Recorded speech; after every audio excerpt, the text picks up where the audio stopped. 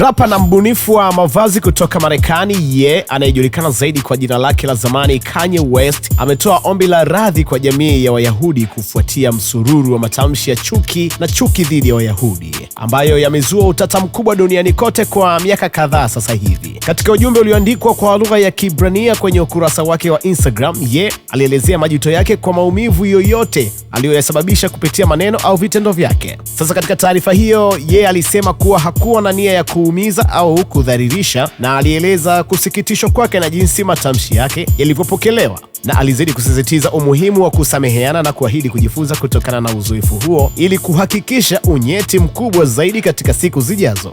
Ombi hili la radhi limekuja baada ya muda mrefu wa ukosoaji mkali kutoka kwa mashirika ya kutetea haki za binadamu na viongozi wa kidini. Kama utakumbuka vyema, utata huo ulianza kushika kasi mwaka 2022 wakati yeye alipotoa mfululizo wa maoni ya kichochezi kwenye mitandao ya kijamii na katika mahojiano, ikiwa ni pamoja na kusifu baadhi ya itikadi za kinazi na kutoa nadharia za njama kuhusu udhibiti wa Wayahudi katika tasnia ya burudani na fedha.